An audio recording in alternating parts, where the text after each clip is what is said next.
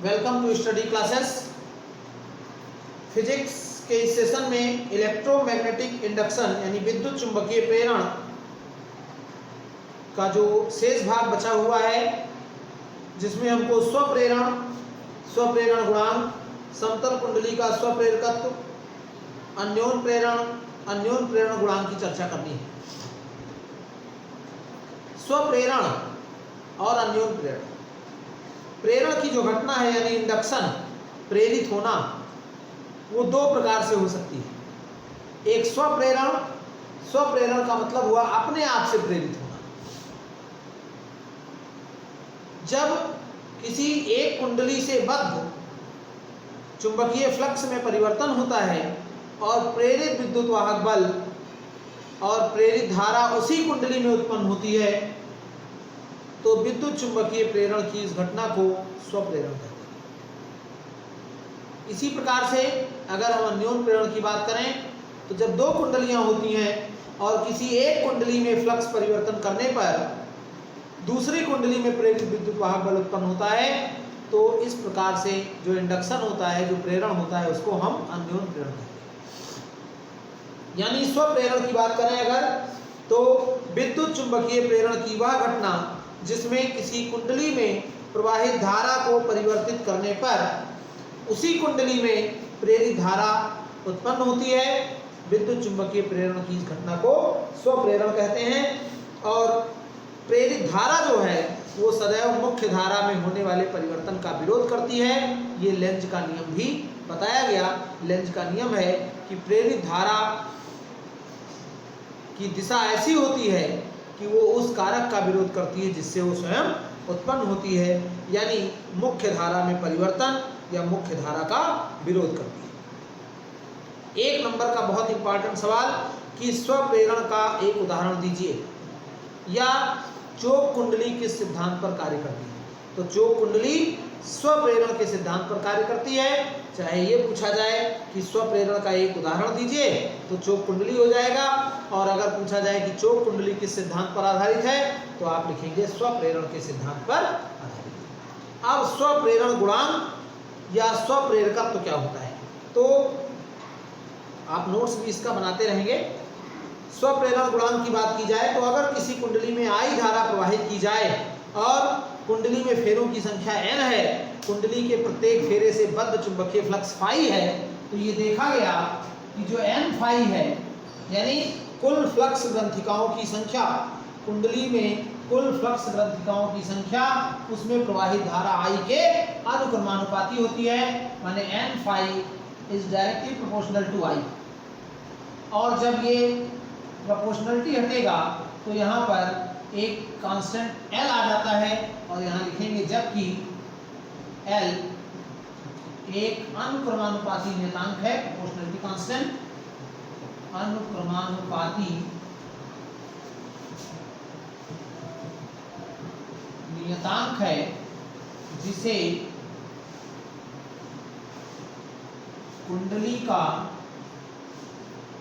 स्वप्रेरण गुणांक अथवा स्वप्रेरकत्व कहते हैं। स्वप्रेरकत्व कहते हैं। L बराबर क्या होगा, n फाई अपान I, और यदि I बराबर 1 एम्पियर तो L बराबर n फाई। यहीं से आप L की परिभाषा दे सकते हैं। क्या होगी परिभाषा, किसी कुंडली का स्वप्रेरण गुणांक संख्यात्मक रूप से उस कुंडली से बद्ध फ्लक्स ग्रंथिकाओं की संख्या के बराबर होता है, जबकि कुंडली में धारा 1 एम्पियर की प्रवाहित की जाए। यानी किसी कुंडली का स्वप्रेरण गुणांक संख्यात्मक रूप से उस कुंडली से बद्ध फ्लक्स ग्रंथिकाओं की संख्या के बराबर होता है, जबकि कुंडली में 1 एम्पियर की धारा प्रवाहित की जा रही हो। यानी 1 एम्पियर की धारा प्रवाहित करने पर जितना कुंडली से होकर फ्लक्स ग्रंथिकाएं गुजरती हैं, वही उस कुंडली का स्वप्रेरण गुणांक कहलाता है। तो यहाँ ये डेफिनेशन आप लिख लेंगे, और एक दूसरी परिभाषा लिखी जा सकती है, E बराबर होता है minus n delta phi upon delta T. इसको आप इतना भी लिख सकते हैं। और एन फाई बराबर आप लिखते हैं L I, N phi equal to L I, L I, L constant है तो ये एल बराबर हो जाएगा minus E upon delta I upon delta T, यानी यदि delta I upon delta T बराबर 1 तो एल बराबर माइनस ई, माइनस नहीं होगा, न्यूमेरिकल वैल्यू प्लस ही लिखी जाएगी। यानी किसी कुंडली का स्वप्रेरण गुणांक संख्यात्मक रूप से कुंडली में प्रेरित विद्युत वाहक बल के बराबर होता है, जबकि कुंडली में धारा परिवर्तन की दर एकांक। कुंडली में एकांक धारा परिवर्तन करने पर कुंडली में जो प्रेरित विद्युत वाहक बल उत्पन्न होता है उसे ही कुंडली का स्वप्रेरण गुणांक कहते हैं। दोनों परिभाषाएं इंपॉर्टेंट हो सकती हैं कि किसी कुंडली का स्वप्रेरण गुणांक संख्यात्मक रूप से कुंडली में प्रेरित विद्युत वाहक बल के बराबर होता है, जबकि कुंडली में 1 एम्पीयर प्रति सेकंड की दर से धारा परिवर्तन किया जा रहा है। अब यहाँ से एल के मात्रक की बात करें तो एल का जो मात्रक होगा, एल का मात्रक बहुत इंपॉर्टेंट प्रश्न, हेनरी होता है। एल का मात्रक हेनरी होता है और हेनरी को हम वोल्ट सेकंड प्रति एम्पियर भी कहते हैं। 1 हेनरी बराबर 1 वोल्ट सेकंड प्रति एम्पियर, 1 हेनरी बराबर 1 वोल्ट सेकंड प्रति एम्पियर। और अगर आप इसका विभेद सूत्र निकालें, एल का विभेद सूत्र क्या हो जाएगा, वोल्ट V बराबर W बाई क्यू, जूल प्रति कूलाम, तो M L2 T माइनस 2 प्रति coulomb, T minus 1 A minus, ये हो गया आपका वोल्ट। और सेकंड के लिए T, सेकंड के लिए आपका T हो जाएगा और अपान एम्पियर के लिए A हो जाएगा, यानी क्या आएगा ML2 T minus 2 A minus, ML2 T minus 2 A minus 2। अब 1 हेनरी की अगर परिभाषा देखी जाए कि 1 हेनरी क्या है, तो यहां से अगर डेल्टा आई बटे डेल्टा टी का मान 1 है और E बराबर 1 हो जाए, यदि डेल्टा आई बटे डेल्टा टी बराबर 1 एम्पियर पर सेकेंड, E बराबर 1 वोल्ट, तो L बराबर 1 हेनरी। हेनरी को कैपिटल H से लिखते हैं, यानी किसी कुंडली में अगर 1 एम्पियर प्रति सेकंड की दर से धारा परिवर्तन करने पर कुंडली में 1 वोल्ट का प्रेरित विद्युत वाहक बल उत्पन्न होता है, तो उस कुंडली का स्वप्रेरण गुणांक 1 हेनरी होगा। 1 हेनरी की परिभाषा भी बहुत महत्वपूर्ण है। तो ये आपका स्वप्रेरण गुणांक, स्वप्रेरकत्व क्या होता है, इसका एक उदाहरण हो गया, मात्रक विभेद सूत्र हो गया। अगर समतल कुंडली का स्वप्रेरकत्व देखा जाए,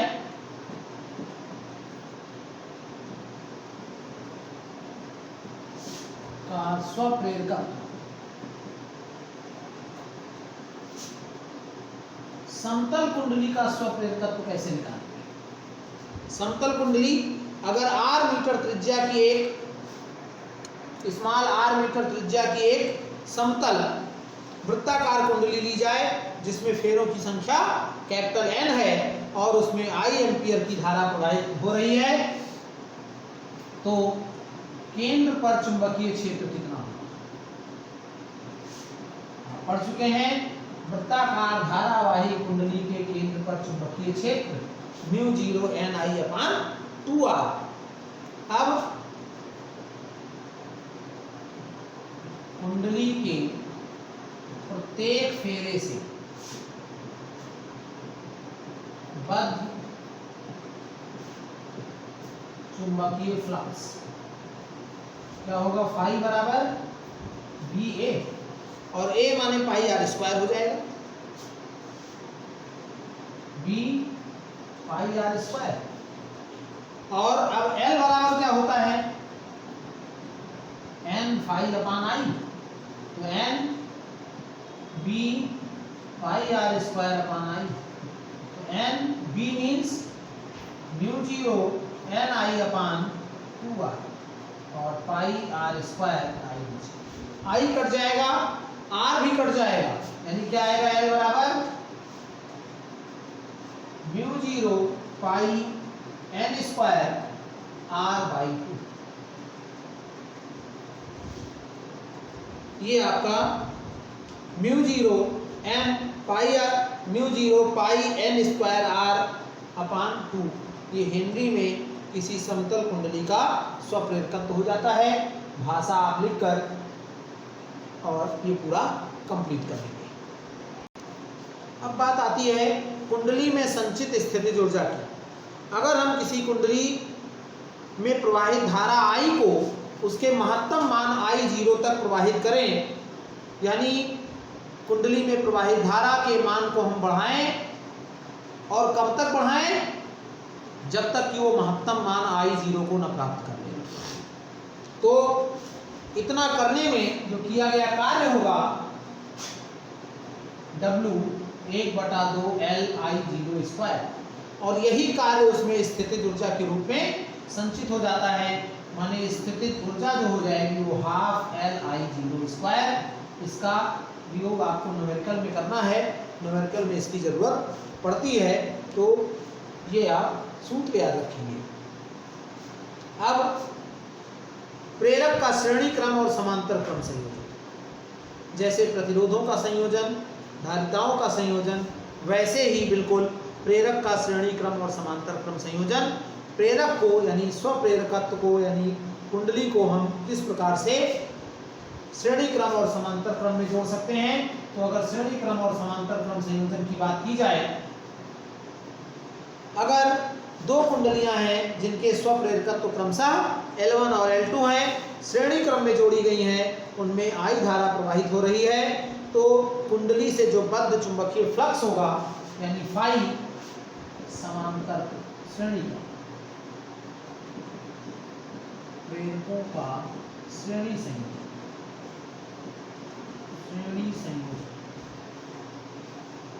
तो जो फाई होगा वो φ1 प्लस φ2।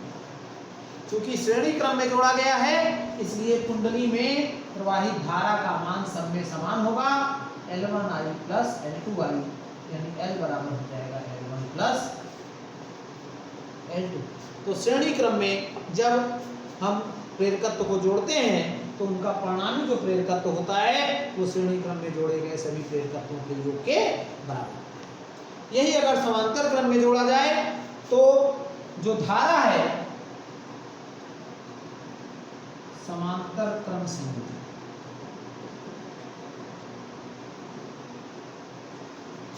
जो धारा है वो I1 प्लस I2 में बढ़ जाती है। अब I बराबर I1 प्लस I2 हो गया, और इसको हम इतना भी लिख सकते हैं, और डेल्टा T से अगर भाग दे दें,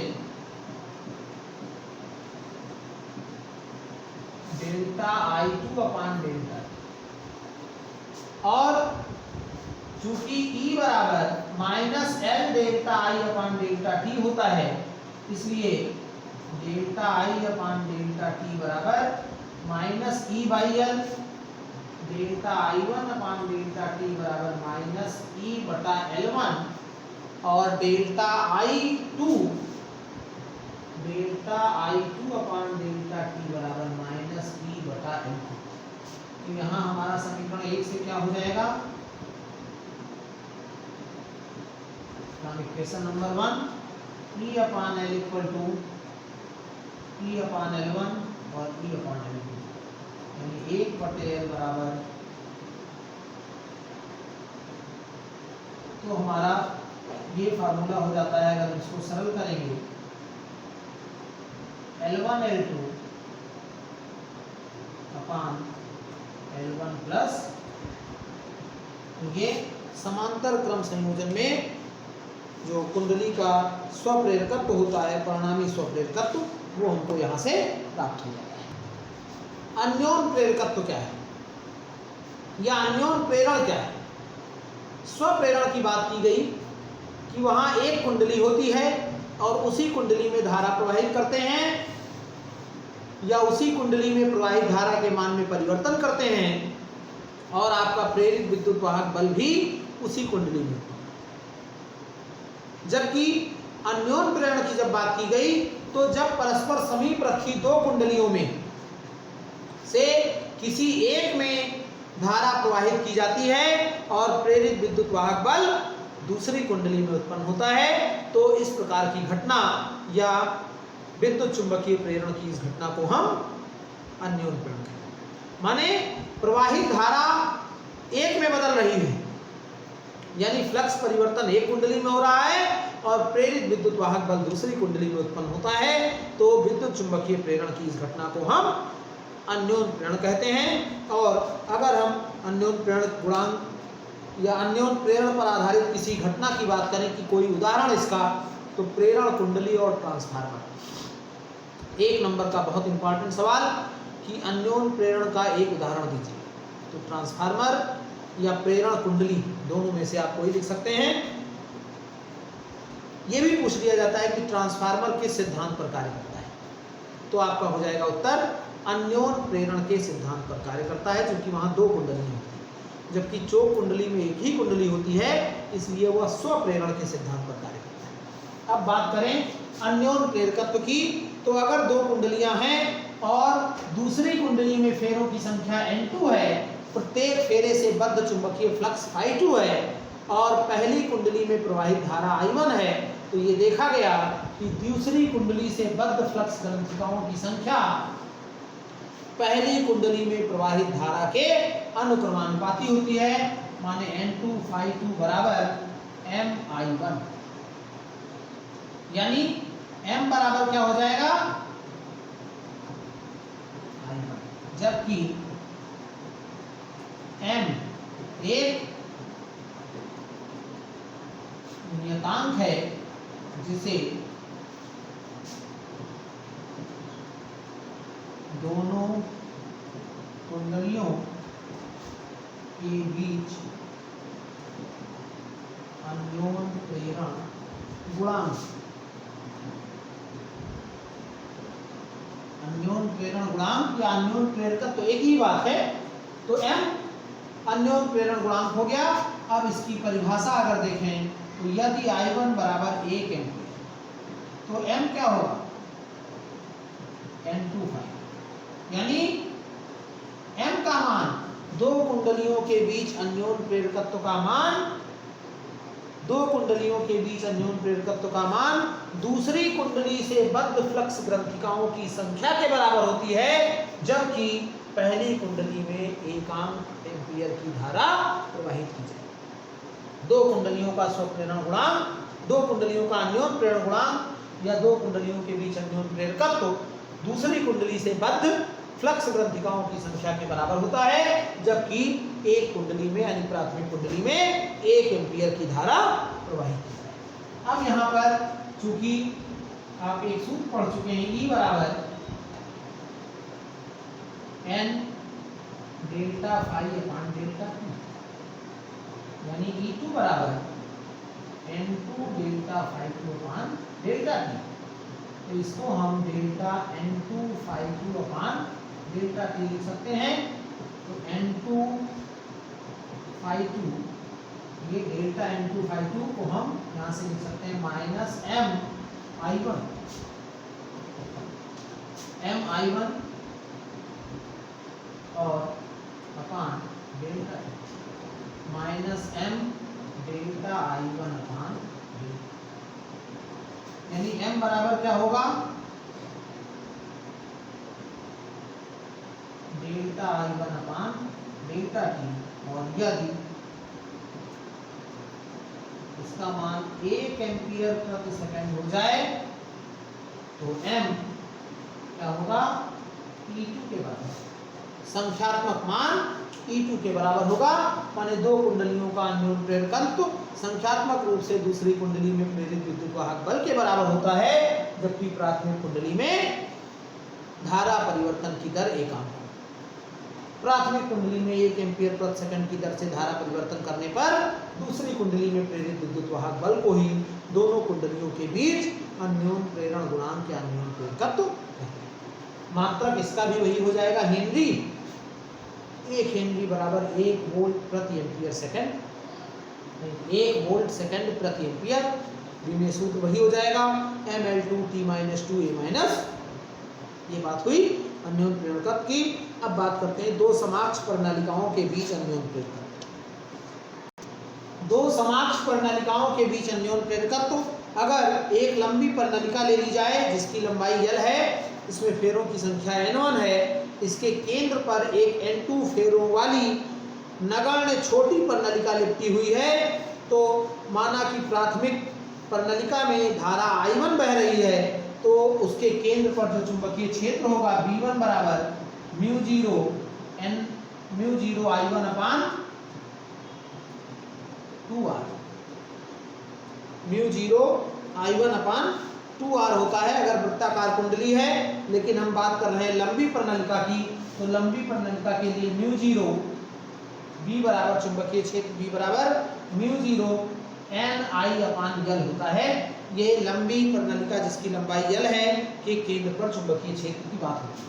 क्योंकि पहली कुंडली की बात कर रहे हैं इसलिए N1 I1 हो गया।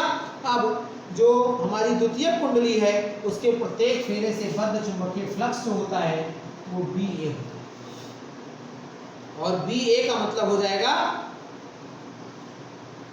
B × πr²। A माने क्षेत्रफल, A माने क्षेत्रफल। अगर वृत्ताकार कुंडली है तो A बराबर πr², अन्यथा A का मान A ही रहेगा। अब यहाँ पर जो कुल चुंबकीय फ्लक्स की बात करें तो ये φ2 हो गया। अब M की जो परिभाषा बताई गई है N2 φ2 अपान I1, N2 φ2 अपान I1, और N2 के स्थान पर BA रखेंगे, B माने B1, N2 B1A अपान I1, तो M क्या हो जाएगा N2 म्यू0 N1 I1 अपान L और I1 और A, तो I1 कट जाएगा, N1 N2 म्यू0 A अपान, ये हमारे पास जो अन्योन प्रेरण गुणांक है वो आ जाता है म्यू0 N1 N2 A upon L। और इस प्रकार से हम दो समाक्ष कुंडलियों के बीच अन्योन प्रेरकत्व का सूत्र ज्ञात कर लेते हैं। एक बहुत महत्वपूर्ण हेडिंग है इसकी, भंवर धाराएं, ईडी करंट क्या होती है। भंवर धाराएं आपको जरूर जानना चाहिए। ईडी करंट क्या है? जब किसी वैद्युत परिपथ में चुंबकीय फ्लक्स में परिवर्तन होता है या जब किसी कुंडली से बद्ध चुंबकीय फ्लक्स में परिवर्तन होता है तो उसमें प्रेरित धाराएं उत्पन्न हो जाती हैं। ये बात आप फैराडे के प्रेरण संबंधी नियम या जो इलेक्ट्रोमैग्नेटिक इंडक्शन की घटना है उसकी परिभाषा से भी जान चुके। अब फोको ने बताया कि अगर कोई धातु का टुकड़ा किसी परिवर्ती चुंबकीय क्षेत्र में स्थित होता है अथवा किसी चुंबकीय क्षेत्र में इस प्रकार गति करता है कि उससे बद्ध चुंबकीय फ्लक्स में परिवर्तन हो, तो धातु के पूरे आयतन में प्रेरित धाराएं उत्पन्न हो जाती हैं और उसके गति का विरोध करती हैं। ये जो प्रेरित धाराएं उत्पन्न होती हैं ये उसके गति का विरोध करती हैं, और ये धाराएं जल में उत्पन्न भंवरों के समान चक्करदार होती हैं। जल में अगर हम पत्थर का टुकड़ा डालें तो जैसे भंवर उत्पन्न होती है चक्करदार, उसी प्रकार से ये चक्करदार धाराएं होती हैं, और इसी नाम पर इनको हम भंवर धाराएं कहते हैं। ये बहुत प्रबल होती हैं, इतनी प्रबल होती हैं कि धातु का टुकड़ा लाल तप्त तक हो जाता है, रेड हॉट। तो ये बताया गया कि अगर धातु का टुकड़ा है परिवर्ती चुंबकीय क्षेत्र में गति कर रहा है तो इसमें प्रेरित धाराएं पूरे संपूर्ण आयतन में उत्पन्न हो जाएंगी जो उसके गति का विरोध करेंगी, और इस प्रकार से चक्करदार धाराएं जो उत्पन्न होती हैं इन्हीं को भंवर धाराएं कहा गया, और ये बहुत प्रबल होती हैं।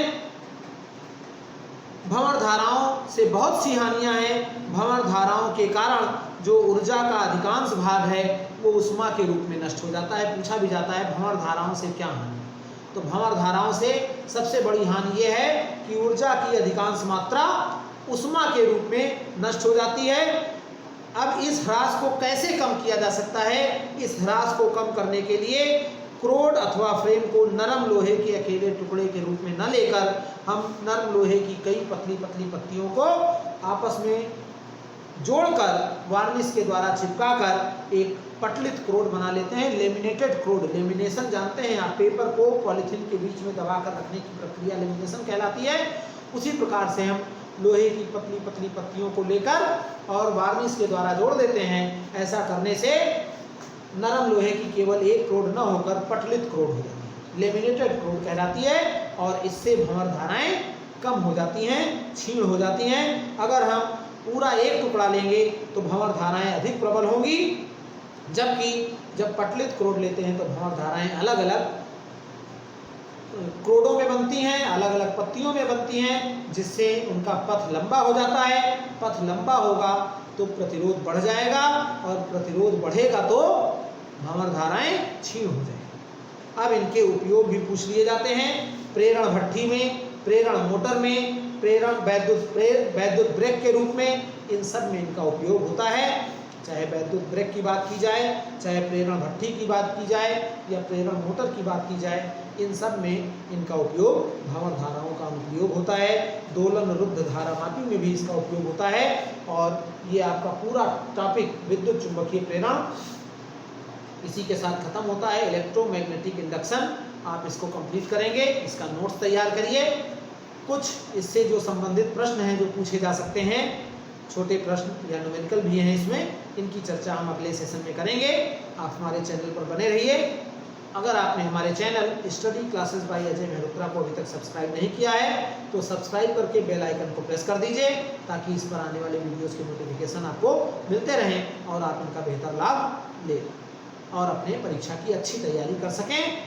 वीडियो को लाइक और शेयर जरूर करें, अधिक से अधिक लाइक और अधिक से अधिक शेयर करें। जो भी आपके सोशल मीडिया के ग्रुप हैं, जहां भी आप जुड़े हुए हैं, वहां अपने मित्रों में आप वीडियो को अधिक से अधिक लाइक और शेयर करें। आपके इस प्रोत्साहन से हम अच्छा कंटेंट अवेलेबल कराने का ही प्रयास करते रहेंगे और आपके परीक्षा की अच्छी तैयारी होती रहेगी। आप फिजिक्स का नोट्स जरूर तैयार करें, क्योंकि बिना नोट्स के आप पढ़ नहीं पाएंगे।